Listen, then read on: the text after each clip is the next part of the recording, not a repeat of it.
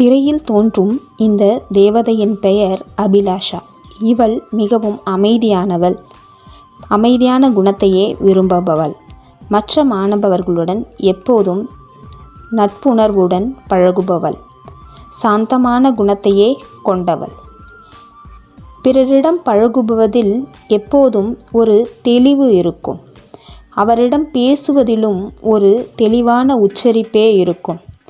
எழுதுவதிலும் படிப்பதிலும் மிகவும் திறமைசாலியாக விளங்கும் இவள் மற்ற மாணவர்களுடன் தன் பொருட்களை பகிர்ந்து கொள்ளும் குணத்தையும் கொண்டவள்.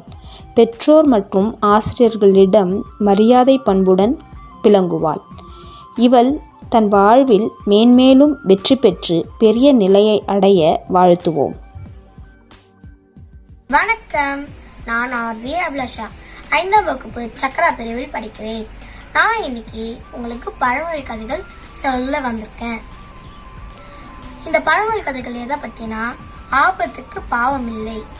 நம்ம ஒருத்தவங்களுக்கு ஆபத்துக்கு நடக்குதுன்னு வச்சுக்கோங்களேன், அவங்களுக்கு நம்ம பாவம் செய்யறதுனால அவங்களுக்கு நன்மை நடக்குதுன்னா ஆபத்துக்கு பாவம் இல்லைன்னு தான் இந்த அர்த்தம். சரி, கதைக்கு போலாமா? இந்த கதை எதை பத்தினா, அகத்திய முனிவர் வந்து குருமுனின்னு சொல்லுவாங்க. அவங்க குள்ளமா இருப்பாங்க, அதனால குருமுனின்னு சொல்லுவாங்க. அவருக்கு தெரியாத மருத்துவ குறிப்புகளே கிடையாது.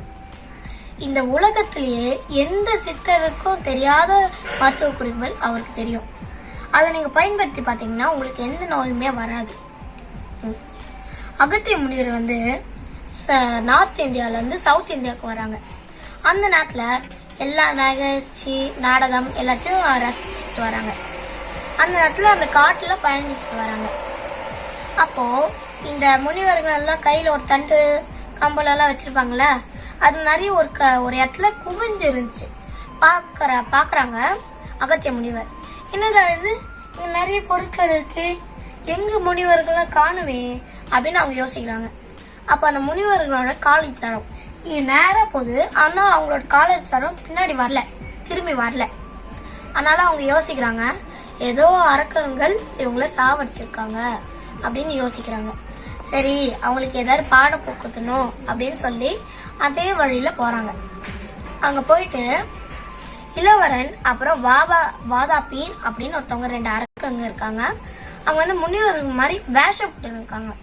எல்லா முனிவர்களும் வாங்க, வணக்கம் முனிவர்களே, என்னோட உணவை பரிமாற்றி சாப்பிடுங்கள் அப்படின்னு அவங்க கேக்குறாங்க. முனிவர்களும் நம்பிட்டாங்க. ஏன்னா அது அவங்க அரக்கங்க இல்ல, முனிவர் தான் நம்பிட்டாங்க. அவங்களும் போய் சாப்பிட ஆரம்பிக்கிறாங்க.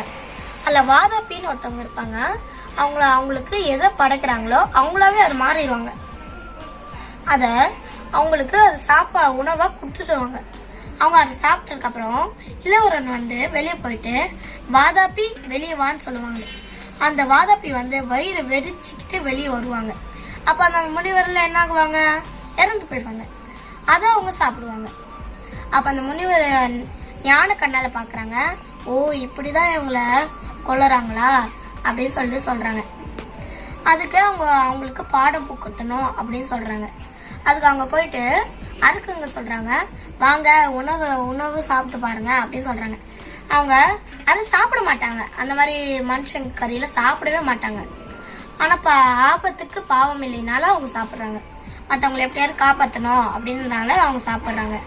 அப்புறம் வாதாபி அவங்க சாப்பிட்டதுக்கு அப்புறம் இளவரன் வெளியே வந்து வாதாபி வெளியே வா அப்படின்னு சொன்னதுக்கு அப்புறம் டக்குன்னு அந்த முனிவர் வந்து வாதாபி ஜீரணமாயிரன்னு வயிறை இப்படி தொடச்சு காமிக்கிறாங்க. அப்போ வாதாபி ஜீரணமாயிடுறாங்க. அதனால இளவரன் சொல்றாங்க, வாதாபி வெளியே வா, வாதாபி வெளியே வா. ஆனா அவங்க வெளியே வரல. அப்போ அந்த இளவரன் யோசிக்கிறாங்க, இவங்க ரொம்ப ஞானமான முனிவர், ரொம்ப நல்ல முனிவர், இவரை நம்ம இப்படி பண்ண நினைச்சிட்டோமே, ஏன் நம்ம இப்படி இருக்கோம், மன்னிச்சிருங்கன்னு அவங்க காலில் விழுந்து கேட்கறாங்க. முனிவரை வந்து மன்னிச்சிட்டாங்க. இதுக்கப்புறம் இப்படி பண்ணாதீங்க, இப்படி பண்ணக்கூடாதுன்னு சொல்றாங்க. இந்த அர்த்தம் தான் ஆபத்துக்கு பாவம் இல்லைன்னு அர்த்தம். நன்றி, வணக்கம்.